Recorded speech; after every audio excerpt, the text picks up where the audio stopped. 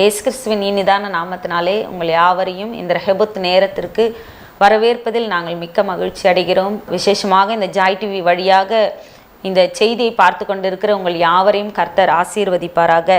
இந்த நாளிலும் ஆண்டவர் என்னுடைய இருதயத்தில் வைத்த ஒரு வார்த்தையை உங்களுடைய சமூகத்தில் நான் வைத்து நான் செபிக்க நான் வாஞ்சிக்கிறேன். இந்த நாளிலும் நம்ம பார்க்க இருக்கிறதான தலைப்பு பரலோக தகப்பன். எல்லாருக்கும் இந்த உலகத்தில் வாழ்கிற ஒவ்வொரு மனுஷனுக்கும் ஒரு தாய் ஒரு தந்தை என கொடுக்கப்பட்டு இருக்கும். அதே போல் நம்முடைய வாழ்க்கையில் நமக்கு ஒரு தாய் ஒரு தகப்பன் நம்முடைய வாழ்க்கையில் ஆண்டவர் கொடுத்திருக்கிறார். அது மாத்திரமல்ல, இந்த நாளில் வெறும் நம்ம உலக பிரகாரமான வாழ்கிற ஒரு தகப்பனை குறித்து இந்த நாளிலே நம்ம தியானிக்க போவதில்லை. நமக்காக பரலோகத்தில் இருக்கிற ஒரு தகப்பனை குறித்து இந்த நாளிலே உங்களோடு நான் பேச நான் வாஞ்சிக்கிறேன். மத்தேயு எழுதின சுவிசேஷம் 7ஆம் அதிகாரம் 11ஆம் வசனத்தில் இப்படியாக நம்ம வாசிக்கிறோம். ஆகையால் பொல்லாதவர்களாகிய நீங்கள் உங்கள் பிள்ளைகளுக்கு நல்ல ஈவுகளை கொடுக்க அறிந்திருக்கும் போது பரலோகத்தில் இருக்கிற உங்கள் பிதா தம்மிடத்தில் வேண்டிக் கொள்ளுகிறவர்களுக்கு நன்மையானவைகளை கொடுப்பது அதிக நிச்சயம் அல்லவா? இந்த நாளிலே உங்கள் யாவருக்கும் நான் ஒரு விஷயத்தை ஞாபகப்படுத்த விரும்புகிறேன்.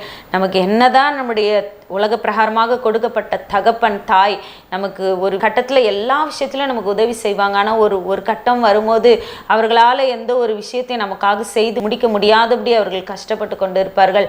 ஆனால் இன்றைக்கு நான் உங்களுக்காக ஒரு காரியத்தை சொல்ல விரும்புகிறேன். உங்களுக்கு நான் பரலோக தகப்பனை இந்த நாளிலே உங்களுக்காக அறிமுகம் செய்ய நான் வாஞ்சிக்கிறேன். நம்முடைய தேவன் அவர்தான் இயேசு கிறிஸ்து. அவர்தான் நம்முடைய பரலோக தகப்பன். அவர்தான் நம்முடைய பரலோக தந்தை. அவர்தான் நம்முடைய பரம பிதா என்று வேதம் நமக்கு சொல்லிக் கொடுக்கிறது. அவர்தான் நம்முடைய பரம தகப்பனாய் இந்த நாளிலே அதை குறித்து தான் இந்த நாளிலே நம்ம தியானிக்க போகிறோம். இதே மத்தேயு எழுதின சுவிசேஷம் 7ஆம் அதிகாரம் 7ஆம் வசனமும் 8ஆம் வசனமும் வாசிக்கும் போது, கேளுங்கள் அப்பொழுது உங்களுக்கு கொடுக்கப்படும், தேடுங்கள் அப்பொழுது கண்டடைவீர்கள், தட்டுங்கள் அப்பொழுது உங்களுக்கு திறக்கப்படும். ஏனென்றால் கேட்கிற எவனும் பெற்றுக்கொள்ளுகிறான், தேடுகிறவன் கண்டடைகிறான், தட்டுகிறவனுக்கு திறக்கப்படும் என்று. நம்ம கேட்க வேண்டும் என்று பரம தகப்பன் பரம தேவன் பரம பிதாவானவர் நம்மக்கிட்ட எதிர்பார்க்கிறார். அதனால் நம்ம எந்த ஒரு விஷயமா இருந்தாலும் நம்ம வாயை திறந்து நம்ம தேவனிடம் கேட்கும் போது தான் அவர் உண்மையாகவே நமக்கு பதில் அளிக்கிறவர் என்று வேதத்தில் நம்ம பார்க்கிறோம். இதில் அழகாக சொல்லப்பட்டிருக்கிறது, பொல்லாதவர்களாகிய நீங்கள்.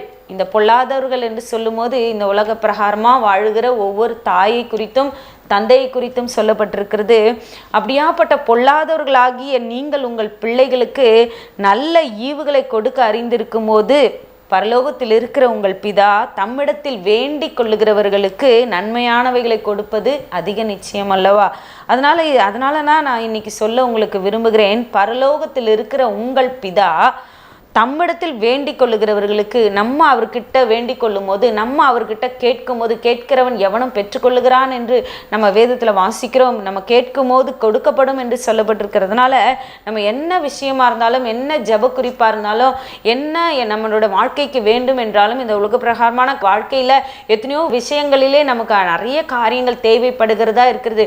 எல்லா காரியத்தையும் நம்மளுடைய தேவனுக்கு முன்பாக தெரிவிக்கும் போது, தேவனுக்கு கேட்கும் போது, தேவனிடத்தில் கேட்கும் போது நம்ம பெற்றுக்கொள்வோம் என்று நம்ம வேதத்தில் வாசிக்கிறோம். நாம் கேட்கும் போது பரலோக தகப்பன் நமக்காக உதவி செய்ய ஒரு வல்லமையுள்ள தேவனா இருக்கிறார். பரலோக தகப்பன் நமக்காக எதையும் செய்வார்.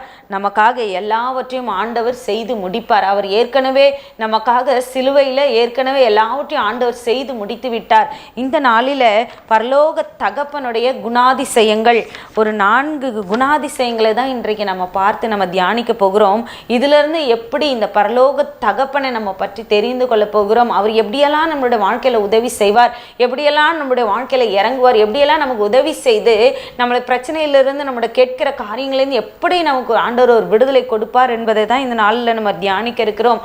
முதலாவதாக நம்ம பார்க்கும்போது உபாகமம் 1ஆம் அதிகாரம் 31ஆம் வசனத்தில் அவர் நம்மளை சுமக்கிற ஒரு தகப்பனாய் அவர் காணப்படுகிறார். நம்மை சுமக்கிற ஒரு தகப்பனாய் இருக்கிறார். நீங்கள் இந்த உலக பிரகாரமான வாழ்கிற ஒரு தகப்பனை நீங்கள் பார்க்கும்போது தன்னுடைய பிள்ளைகளை சுமந்து கொண்டு சந்தோஷமாக போகிறவராக நம்ம பார்க்கிறோம். அதே அன்போடு கூட நம்முடைய பரலோக தகப்பனும் நம்மை சுமக்கிற ஒரு தகப்பனாய் அவர் காணப்படுகிறார்.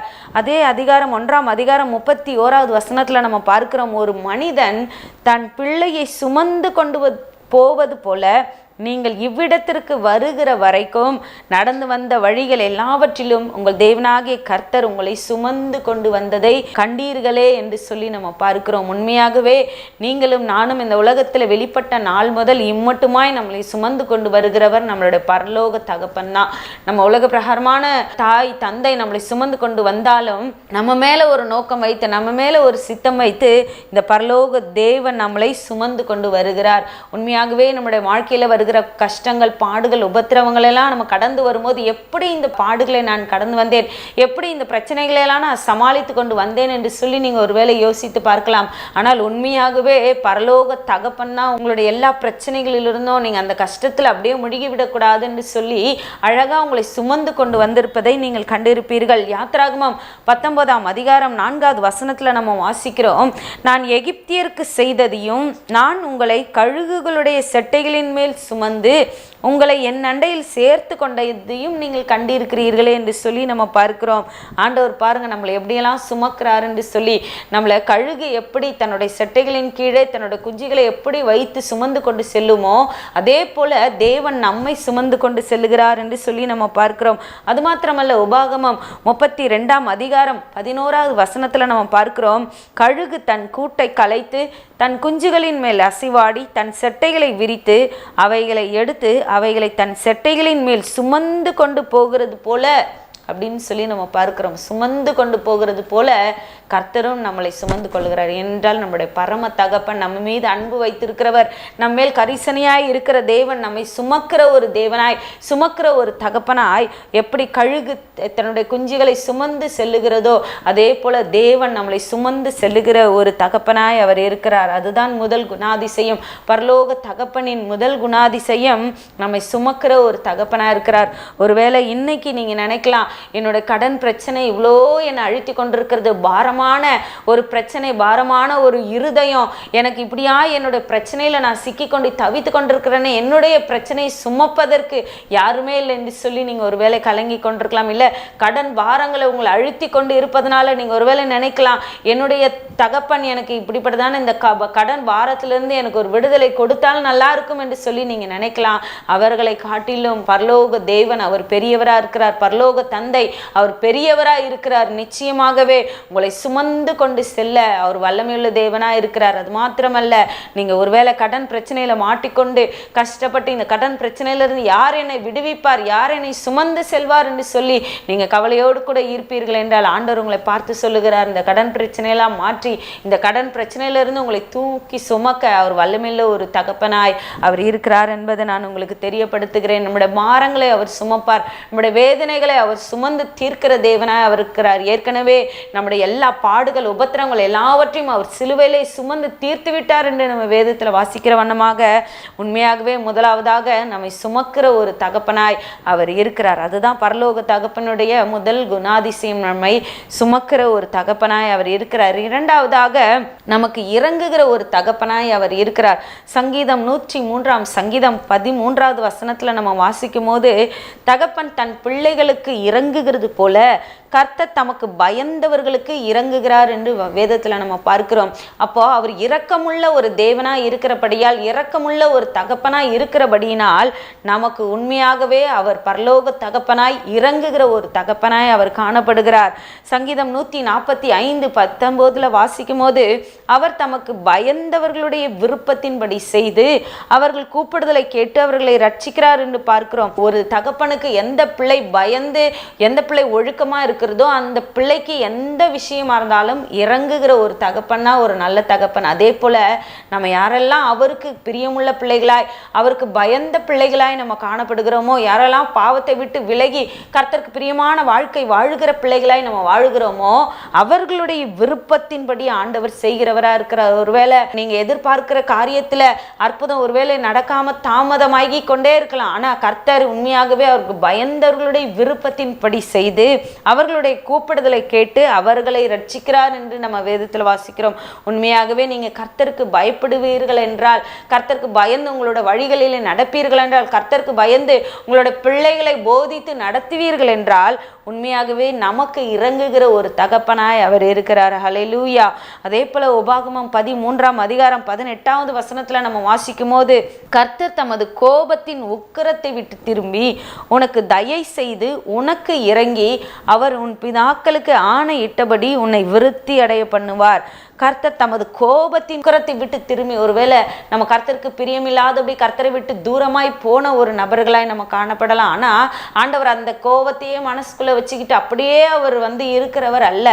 அந்த கோபத்தின் உக்கிரத்தை விட்டு ஆண்டவர் திரும்பி நமக்கு தயை செய்து நமக்கு இறங்குகிற ஒரு தகப்பனா இருக்கிறார். அது மாத்திரமல்ல, நம்மை விருத்தி அடைய பண்ணுகிற ஒரு தேவனா இருக்கிறார். ஒருவேளை உங்களோட வாழ்க்கையில நமக்கு ஒரு விருத்தியே இல்லை, ஒரு ஆசீர்வாதமே இல்லை, என்ன காரியத்தை நான் தலையிட்டாலும், என்ன விஷயத்துல நான் தொடங்கினாலும் அந்த விஷயத்துல ஒரு முடிவே நல்ல முடிவாக வரமாட்டேங்குது, இல்லை எனக்கு ஒரு ஆசீர்வாதம் அதுல வரல, ஒரு விருத்தி வரல, என்னால அதுல பெருக்கமே பார்க்க முடியலன்னு சொல்லி நீங்க ஒரு வேளை கலங்கி கொண்டிருக்கலாம். இன்றைக்கு நீங்க கர்த்தருக்கு பயந்து அவருடைய வழிகளில் நடப்பீர்கள் என்றால், உங்களுக்கு அவர் இறங்குகிற ஒரு தகப்பனாய் இருந்து, பரம தகப்பன், உங்களை அனுதினமும் ஆண்டவர் உங்களை வழிநடத்த அவர் வல்லமில்ல தேவனாய் அவர் காணப்படுகிறார். ஏசாயா எழுதின தீர்க்க தரிசன புஸ்தகம் 54:8 வசனத்துல இப்படியாய் வாசிக்கிறோம். அற்ப காலம் மூண்ட கோபத்தினால் என் முகத்தை இமைப்பொழுது உனக்கு மறைத்தேன், ஆனாலும் நித்திய கிருபையுடன் உனக்கு இறங்குவேன் என்று கர்த்தராகிய உன் மீட்பர் சொல்லுகிறார் என்று பார்க்கிறோம். ஆண்டவர் அவருடைய கோபத்தை அப்படியே வைத்து கொண்டு இருக்கிறவர் அல்ல. ஆண்டவர் அந்த இமைப்பொழுது மாத்திரம்தான், ஒரே ஒரு நிமிஷம் மாத்திரம்தான் அவருடைய கோபம். அவர் நமக்கு இமைப்பொழுது நமக்கு அவருடைய முகத்தை மறைத்தாலும் நித்திய கிருபையுடன் நமக்காக இறங்குகிற ஒரு தகப்பனாய் அவர் காணப்படுகிறார். அதுதான் பரலோக தகப்பனுடைய 2வது குணாதிசயம். அவர் நமக்கு இறங்குகிற ஒரு தகப்பனாய் அவர் காணப்படுகிறார். முதலாவதாக நம்ம பார்த்தோம், நம்ம பரலோக தகப்பன் நம்மை சுமக்கிறவராய் இருக்கிறார். பரலோக தகப்பன் நமக்கு இறங்குகிற ஒரு தகப்பனாய் இருக்கிறார். நான் என்னுடைய வாழ்க்கையில அநேக தரம் நான் யோசிப்பேன், ஆண்டவரே, நான் இந்த உலகத்தில் வெளிப்பட்ட நாளிலிருந்தே உங்கள் சார்பில் நான் விழுந்திருக்கிறேன், நான் உம்முடைய பிள்ளை, நான் உம்முடைய பிள்ளை என்று நான் அதிகமாக நான் சொல்லி சொல்லி ஆண்டவர்கிட்ட ஒவ்வொரு காரியத்தையும் ஆண்டவருடைய சமூகத்தில் வைப்பேன்.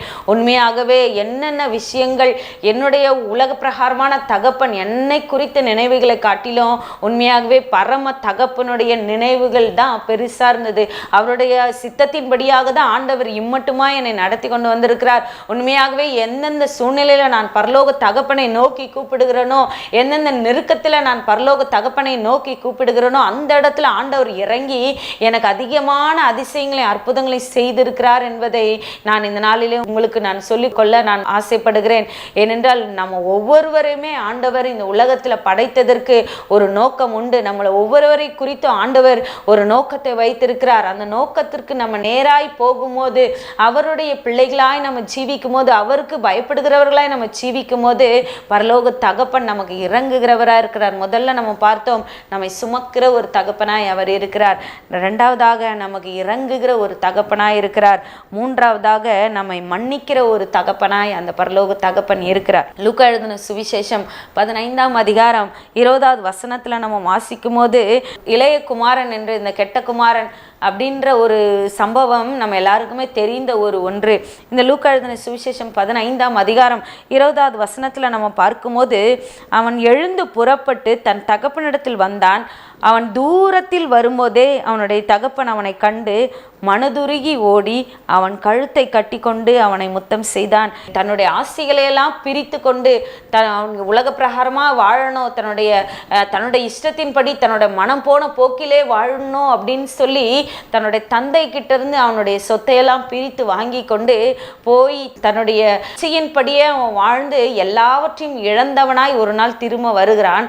ஆனால் அவன் திரும்பி வரும்போது தினந்தோறும் அவனுக்காக அந்த வாசலிலே காத்து கொண்டிருக்கிற அந்த தகப்பனை நோக்கி பார்க்கிறான். அந்த வாசலுக்குள்ளாக பிரவேசிக்கும் போதே அந்த தகப்பன் அவனுக்கு முன்பாக ஓடி வந்து அவனை கட்டி அணைத்து முத்தம் செய்கிறதாக இந்த வசனத்துல நம்ம பார்க்கிறோம். இன்றைக்கு நம்ம எவ்வளவு கொடிதான பாவம் செய்தவர்களாய் இருந்தாலும் பரவாயில்ல, எவ்வளோ ஆண்டவரை விட்டு தூரமாய் நம்ம போயிருந்தாலும் நம்ம ஆண்டவர்கிட்ட வர்றதுக்கு நம்ம ஒரு நிமிஷம் கூட தயங்கவே கூடாது. ஏனென்றால் அவர் மன்னிக்கிறதற்கு தயை பெருத்திருக்கிறார் என்று நம்ம வேதத்துல வாசிக்கிறோம். அவர் மன்னிக்கிற தேவனாய் இருக்கிறார் என்று நம்ம பார்க்கிறோம். என்ன பாவமா இருந்தாலும், எவ்வளோ கொடிய பாவம் செய்தாலும், இன்றைக்கே உங்களுடைய பாவங்களை எல்லாம் கர்த்தருடைய சமூகத்துல நீங்க அறிக்கையிட்டு ஜெபிப்பீர்கள் என்றார். இயேசுவே என்னோட உள்ளத்துல வாரும் என்று சொல்லி நீங்க கூப்பிடும் போது உடனே உங்கள் அருகில வந்து உங்களை அனைத்து முத்தமிடுகிற ஒரு அன்பான ஒரு தகப்பனாய் மன்னிக்கிறவராய் அவர் இருக்கிறார் என்பதை நம்ம இந்த இடத்துல நம்ம பார்க்கிறோம். சங்கீதம் 86 சங்கீதம் 5வது வசனத்துல தாவீது சொல்லும் போது, ஆண்டவரே நீ நல்லவரும் மன்னிக்கிறவரும், உம்மை நோக்கி கூப்பிடுகிற யாவர் மேலும் கிருபை மிகுந்தவராய் இருக்கிறீர் என்று அவர் சொல்லுகிறதாக பார்க்கிறோம். பாருங்க, தாவீது சொல்லுகிறார் அவர் நல்லவர் என்று சொல்லி, மன்னிக்கிறவர் என்று. யாரெல்லாம் கர்த்தரை நோக்கி கூப்பிடுகிறார்களோ அவர்கள் எல்லாருக்கும் அவர் கிருபை மிகுந்த ஒரு தேவனா இருக்கிறார் என்று சொல்லி, இன்றைக்கு கூட நீங்க ஒரு நிமிஷம் கூட தாமதப்படாதபடி, ஒரு நிமிஷம் கூட வேஸ்ட் பண்ணாதபடி, இன்றைக்கே எங்களோட பாவங்களை விட்டு நீங்க மனம் திரும்பி கர்த்தரிடத்துல திரும்பி வரும்போது உண்மையாகவே உங்களை மன்னித்து மறுபடியும் உங்களை அணைத்து கொள்ளுகிற ஒரு தேவனாய் ஆண்டவர், அன்பான ஒரு தேவனாய், மன்னிக்கிற ஒரு தேவனாய் எங்களோடு கூட அவர் பேசிக்கொண்டு இருக்கிறார். நீதிமொழிகள் 28ஆம் அதிகாரம் 13வது வசனத்துல நம்ம வாசிக்கும் போது, தன் பாவங்களை மறைக்கிறவன் வாழ்வடைய மாட்டான், அவைகளை அறிக்கை செய்து விட்டு விடுகிறவனோ இரக்கம் பெறுவான் என்று நம்ம வேதத்துல வாசிக்கிறோம். அப்ப கர்த்தருடைய இரக்கத்தை பெற வேண்டுமா? இந்த பாவ காரியங்களிலிருந்து, இந்த பாவ விஷயங்களிலிருந்து உங்களை காத்துக்கொள்ள வேண்டுமா? இன்றைக்கே நீங்க இயேசுவிடம் உங்களை ஒப்பு கொடுக்கும் போது அவர் உங்களுடைய எல்லா பாவங்களையும் உங்களோட வாழ்க்கையிலிருந்து எடுத்து அந்த பாவங்களை எல்லாம் தூரப்படுத்தி உங்களை இப்பொழுதே மன்னிக்க அவர் வல்லமையுள்ள ஒரு தேவனாய் இருக்கிறார். தன்னுடைய பாவங்களை நம்ம மறைக்க கூடாது, அவைகளை அறிக்கை செய்து விட்டுவிட வேண்டும் என்று வசனத்துல நம்ம பார்க்கிறோம். அதனால பாவங்கள், ஏதாவது ஒரு பாவங்கள் இருக்குமானால் அதை மூடி மூடி இன்னும் நம்ம கொஞ்ச நாள் கழிச்சு ஆண்டவர்கிட்ட போலான்னு சொல்லி நீங்க தயவு செய்து அப்படி நீங்க உங்களோட காலங்களை தாழ்த்தாதீங்க. கர்த்தர் அவர் சீக்கிரமாய் வரப்போகிறார். அவர் உண்மையாகவே இந்த உலகத்துல அவர் நியாயாதிபதியாய் அவர் நம்மளை எல்லாரையும் அவரோடு கூட கூட்டி செல்ல, நித்திய ஜீவனுக்கென்று நம்மளை ஆயத்தப்படுத்தி நம்மளை கொண்டு செல்ல அவர் கடந்து வருகிறவரா இருக்கிறார். அதனால இன்றைக்கே நம்முடைய பாவங்களை நம்ம அறிக்கையிட்டு அவரிடத்துல நம்ம திரும்பி அவரிடத்துல நம்மளுடைய வாழ்க்கையை ஒப்பு கொடுக்கும் போது நம்மளை மன்னித்து அவர் மறுபடியும் நம்ம அணைத்துக் கொள்ளுகிற ஒரு தகப்பனாய் அவர் காணப்படுகிறார். 1 யோவான் 1ஆம் அதிகாரம் 9வது வசனத்துல நம்ம பார்க்கும்போது, நம்முடைய பாவங்களை நாம் அறிக்கையிட்டால் பாவங்களை நமக்கு மன்னித்து எல்லா அநியாயத்தையும் நீக்கி நம்மை சுத்திகரிப்பதற்கு அவர் உண்மையும் நீதியும் உள்ளவராக இருக்கிறார் என்று நம்ம வேதத்துல வாசிக்கிறோம். அப்போ நம்முடைய பாவங்களை முதலாவதாக நம்ம அறிக்கை செய்யணும். பாவங்களை நம்ம அறிக்கை செய்யும் போது அவர் நம்மளை மன்னித்து நம்முடைய எல்லா அநியாயத்தையும் நீக்கி நம்மளை ஆண்டவர் சுத்திகரிக்க அவர் உண்மையும் நீதியும் உள்ளவராக இருக்கிறாரா. நம்மளுடைய வாழ்க்கையை ஆண்டவர் சுத்திகரிப்பார், நம்முடைய குடும்பத்தை ஆண்டவர் சுத்திகரிப்பார், நம்முடைய பிள்ளைகளை ஆண்டவர் சுத்திகரித்து ஆண்டவர் அநேகருக்கு ஆசீர்வாதமாய் மாற்ற வேண்டுமானால் நம்முடைய பாவங்களை முதலாவதாக நம்ம அறிக்கை செய்யணும். ஏனென்றால் அவர் மன்னிக்கிற ஒரு தகப்பனாய் அவர் இருக்கிறார். என்ன பாவம் செய்திருந்தாலும், எவ்வளோ நீங்க ஆண்டவர் விட்டு தூரமாய் போயிருந்தாலும், இன்றைக்கே உங்களோட வாழ்க்கையை மறுபடியும் கர்த்தருடைய சமூகத்துல ஒப்பு கொடுத்து, ஆண்டவரே இனிமேல் நான் இந்த பாவம் செய்ய மாட்டேன், இந்த பாவத்திலிருந்து என்னை விலக்கி காத்துக்கொள்ளும் என்று சொல்லி இயேசுவிடம் நீங்க திரும்பும் போது அவர் உண்மையாகவே உங்களை கட்டி அரவணைக்கிற ஒரு தேவனாய் அவர் காணப்படுகிறார். 4வதாக அவர் எப்படிப்பட்ட ஒரு தகப்பன் என்று சொல்லி நான் முடிக்க விரும்புகிறேன். 4வதாக அவர் நம்மை சிட்சிக்கிற ஒரு தகப்பனாய் இருக்கிறார். உபாகமம் 8ஆம் அதிகாரம் 5வது வசனத்துல நம்ம வாசிக்கும் போது, ஒருவன் தன் புத்திரனை சிட்சிக்கிறது போல உன் தேவனாகி கர்த்தர் உன்னை சிட்சிக்கிறார் என்று நீ உன் இருதயத்தில் அறிந்து கொள்வாயாக. ஒரு நல்ல தகப்பன் பிள்ளை கேட்கிற எல்லாவற்றையும் வாங்கி மட்டும் கொடுக்க மாட்டார். எந்தெந்த விஷயத்துல அவனை கண்டித்து வளர்க்க வேண்டுமோ, அவனை கண்டித்து என்னென்ன விஷயங்கள் அவனுக்கு சொல்லி கொடுக்க வேண்டுமோ எல்லாத்தையும் சொல்லி கொடுத்து கண்டித்து வளர்க்கிற ஒரு தகப்பன் தான் ஒரு நல்ல தகப்பனாய் நம்ம பார்க்கிறோம். அதே போல நம்முடைய தேவன் கூட நம்மளை எல்லா விஷயங்களிலும் நம்மளை ஆசீர்வதித்தாலும் எல்லா சுதந்திரத்தையும் நமக்கு கொடுத்தாலும் ஆண்டவர் ஒரு நிமிஷத்துல அவர் சிட்சிக்கிற ஒரு தகப்பனாய் அவர் இருக்கிறார். இதுல நம்ம பார்க்கும்போது, ஒருவன் தன் புத்திரனை சிட்சிக்கிறது போல உன் தேவனாகிய கர்த்தர் உன்னை சிட்சிப்பார் என்று சொல்லி நம்ம வேதத்துல வாசிக்கிறோம். நம்ம ஆண்டவர் எல்லாமே நமக்கு சந்தோஷமா கொடுப்பார், சந்தோஷத்தையே கொடுப்பார், நான் கேட்கிற எல்லாவற்றையும் கொடுப்பார் என்று நம்ம கேட்கும் போது ஆண்டவர் எல்லாவற்றையும் தருகிறார். ஆனா ஒரு பிரச்சனை, போராட்டம் என்று வரும்போது நம்ம தேவனை ஒரு நிமிடம் நம்ம ஆண்டவரை மறுதலிக்கிறவர்களா இருக்கிறோம், ஆண்டவரை துக்கப்படுத்துறவர்களா இருக்கிறோம். இந்த மாதிரி ஆண்டவர் என்ன அனுமதித்தாலும் அது என்னுடைய வாழ்க்கைக்கு நன்மை நன்மைக்காக தான் அனுமதிக்கிறார் என்று சொல்லி என்றைக்கு நம்ம புரிந்து கொள்ளுகிறோமோ அன்றைக்கு தான் கர்த்தருடைய சிற்சையை நம்மளால புரிந்து கொள்ள முடியும். நீதிமொழிகள் 3ஆம் அதிகாரம் 11-12 வசனங்களை நம்ம வாசிக்கும் போது, என் மகனே, நீ கர்த்தருடைய சிற்சையை அற்பமாக எண்ணாதே, நீ அவர் கடிந்து கொள்ளும் போது சோர்ந்து போகாதே. தகப்பன் தான் நேசிக்கிற புத்திரனை சிற்சிக்கிறது போல கர்த்தரும் எவனிடத்தில் அன்பு கூறுகிறாரோ அவனை சிற்சிக்கிறார் என்று நம்ம பார்க்கிறோம். அப்போ யாரையெல்லாம் ஆண்டவர் அதிகமாய் நேசிக்கிறாரோ, யாரெல்லாம் அவர் வழிகளில் நடக்கிறோமோ, யாரெல்லாம் அவருக்கு பிரியமாய் நடந்து கொண்டு போகிறோமோ, ஆண்டவர் அநேக நேரத்தில் நம்மளை சிற்சிப்பார். அநேக பிரச்சனைகளை, அநேக உபத்திரவங்களை ஆண்டவர் நம்மளோட வாழ்க்கையில கொடுத்து நம்மளை சிற்சிக்கிற ஒரு தேவனாய் அவர் காணப்படுகிறார்.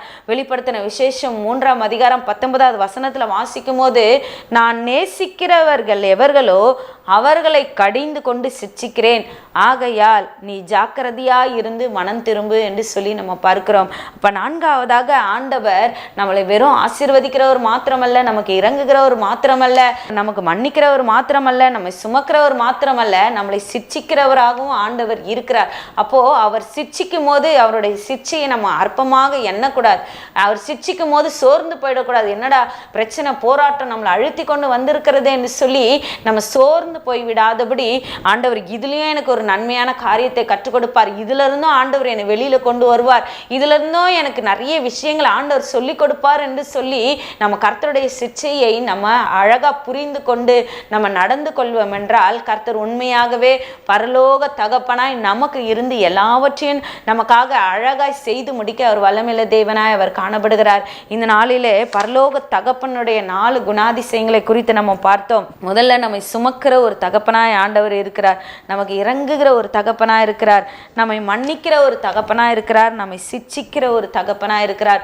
இவ்வளோ பெரிய ஒரு தகப்பன் நமக்கு இருக்கும்போது நம்ம எந்த விஷயத்தை குறித்தும் பயப்பட வேண்டிய அவசியமே இல்லை. பொல்லாதவர்களாகிய நம்மளுடைய தாய் தந்தையரே நமக்கு நன்மை செய்ய அறிந்திருக்கும் போது பரலோகத்தில் இருக்கிற தேவன் நமக்கு இன்றைக்கு உண்மையாகவே நன்மையானவர்களை செய்து கர்த்தர் நம்மளை ஆசீர்வதிக்க அவர் வல்லமையுள்ள தேவனா இருக்கிறார். அது கேட்டுக்கொண்டு இருக்கிற தேவ ஜனமே, நீங்க என்ன விஷயமா இருந்தாலும் இன்னைக்கு நீங்க பரலோக தேவனுக்கு உங்க ஜெப விண்ணப்பங்களை தெரியப்படுத்தி பாருங்க.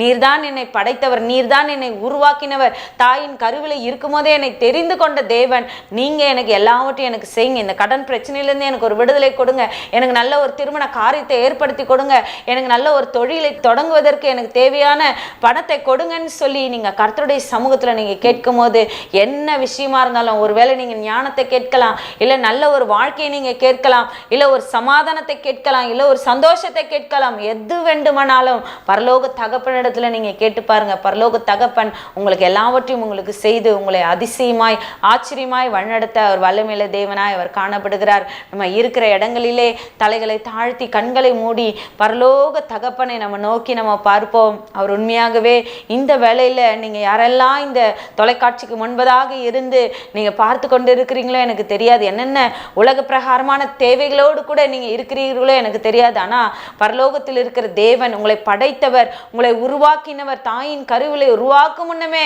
உங்களை பெயர் சொல்லி அழைத்து அறிந்திருக்கிற தேவன், உங்களை குறித்து தேவன் ஒரு திட்டம் பண்ணி வைத்திருக்கிறார். உங்களை குறித்த தேவன் திட்டம் என்ன என்று சொல்லி நீங்க கர்த்தரிடத்துல கேட்கும் போது பரலோக தகப்பன் இந்த நாளிலே உங்களுக்கு இறங்கி உங்களுக்காக கிரியை செய்ய அவர் வல்லமையுள்ள தேவனா இருக்கிறார். என்ன பிரச்சனை போராட்டங்கள் வழியாய் நீங்கள் கடந்து சென்றிருந்தாலும் இன்றைக்கே இயேசுவே என்னுடைய வாழ்க்கையை உங்க கருத்துல அர்ப்பணிக்கிறேன், இயேசுவே மறுபடியுமாய் என்னோட பாவங்களிலிருந்து நான் உங்ககிட்ட வரணும்னு விரும்புறேன் என்று சொல்லி நீங்க உண்மையாய் அவருடைய சமூகத்துல ஒப்பு கொடுப்பீர்கள் என்றால் இன்றைக்கே இயேசுவானவர் பரம தகப்பனாய் இருந்து உங்களுக்கு எல்லாவற்றையும் ஆண்டவர் செய்ய அவர் வல்லமையுள்ள தேவனா இருக்கிறார். எப்படியாப்பட்ட பிரச்சனையா இருந்தாலும் இன்றைக்கு ஒரு முடிவை ஆண்டவர் உங்களுக்கு உண்டாக்க அவர் வல்லமையுள்ள தேவனா இருக்கிறார். இருக்கிற நிலைமையிலே இருந்து நம்ம அப்படியே ஜெபிப்போமா?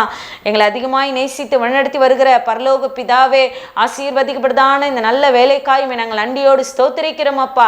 இந்த நாளிலே ஆண்டவர் யாரெல்லாம் தேவையோடு உம்முடைய முகத்தை நோக்கி பார்த்து கொண்டு இருக்கிறார்களோ, இந்த காரியத்தில் எனக்கு ஒரு அற்புதம் வேண்டும் என்று சொல்லி யாரெல்லாம் ஆண்டவரே பரலோக தகப்பனாகி உம்மை நோக்கி பார்க்கிறார்களோ அவர்களுக்கு இன்றைக்கே ஒரு அற்புதமான விஷயத்தை கர்த்தர் நீர் செய்வீராகப்பா. நீர் அதிசயங்களும் அற்புதங்களையும் நீர் ஏராளமாய் தாராளமாய் செய்கிறவரப்பா. இன்றைக்கே நீர் அதிசயங்களை செய்து ஒவ்வொரு பிள்ளைகளையும் நீர் நடத்துவீராக. இந்த விஷயத்தில் அற்புதங்களை செய்வீர் என்று ஆண்டவரே பிள்ளைகள் இந்த நாளிலே ஆண்டவரே அப்பா அதிசயமாய் பெற்றுக்கொள்ள நீர் உதவி செய்வீராக. விசுவாசித்து எல்லா அற்புதங்களையும் பெற்றுக்கொள்ள நீர் உதவி செய்வீராக. உங்கள் சமூகத்தில் ஒப்பு கொடுக்கிறோம், ஆசீர்வதிங்க. இயேசு கிறிஸ்துவமாய் செபித்து ஜெயம் எடுக்கிறோம் நல்ல பிதாவே, ஆமேன் ஆமேன். கர்த்தர் தாமே உங்களை ஆசீர்வதிப்பாராக. இந்த திரையின் கீழாக உங்களுக்கு ஒரு விலாசம் கொடுக்கப்பட்டிருக்கும், ஒரு ஃபோன் நம்பர் கொடுக்கப்பட்டிருக்கும்.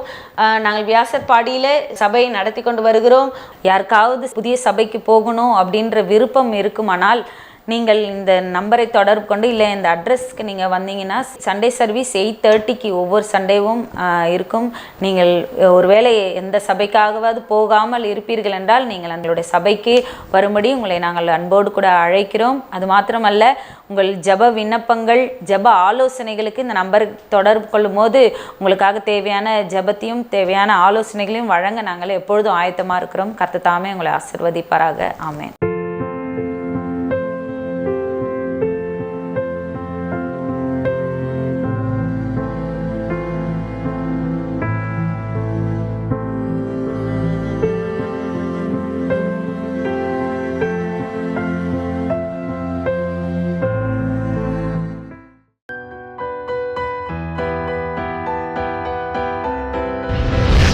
கர்த்தர் உங்களை ஆசீர்வதிப்பாராக.